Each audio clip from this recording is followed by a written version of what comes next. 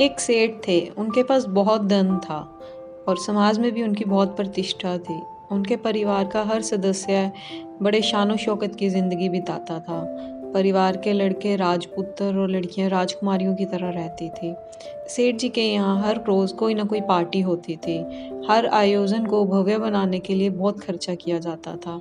ऐसे अवसरों पर बड़े बड़े लोगों को बुलाया जाता था। उनकी खूब आवभगत होती थी।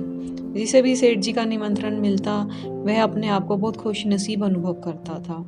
समाज के साधारण व्यक्ति को सेठ जी के सारे कामों में अहंकार की गंध आती थी।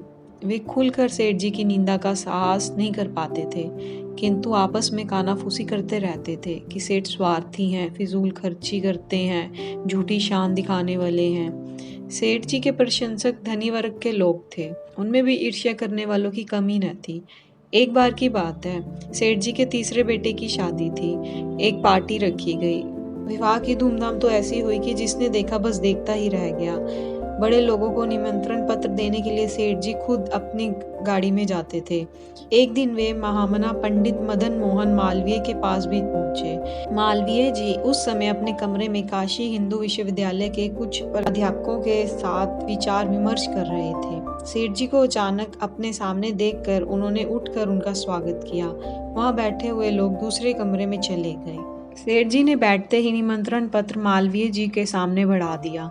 मालवीय जी ने उसे पढ़ा और बोले, यह आपकी कृपा है जो मुझे आपने निमंत्रण पत्र दिया, किंतु क्षमा करें, मैं आपके भोजन में नहीं आ सकता। सेठ जी यह उत्तर सुनकर हैरान हो गए, क्योंकि आज तक उन्हें किसी ने मना नहीं किया था।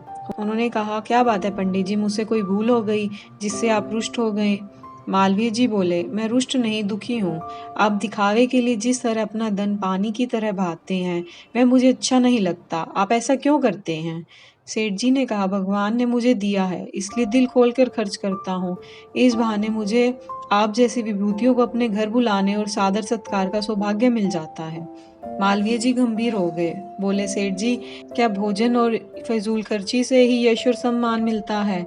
आपकी यह धारणा गलत है। हमारा देश गरीब है, यहाँ हजारों लोग ऐसे हैं जो भूखे रहकर आधा पेट खाकर दिन काट रहे हैं। यहाँ बड़े बड़े बोझ इन नंगे भूखे लोगों का मजाक उड़ाते हैं, उनकी पीड़ा को दोगुनी करते हैं। आप ही सोचिए, जब मेरे दिमाग में भूख से बिलबिलाते लोगों की तस्वीर हर समय बनी रहती है, तो आपके भोज में परोसे जाने वाले स्वादिष्ट पकवान मेरे गले के नीचे भला कैसे उतर सकते हैं? यदि आप इस भोज के खर्च से गरीबों को भोजन कराते, तो मैं आपकी पंगत में बैठकर भरपेट खाना खाता और संतुष्ट होता। सेठ जी ने सिर झुका दिया। कुछ क्षणों तक मौन रहने के बाद जब उन्होंने अपनी गर्दन ऊपर उठाई, तो उनकी आंखों में आंसू थे। वे बोले, पंडित जी, आज आपने मेरी आंखें खोल दी।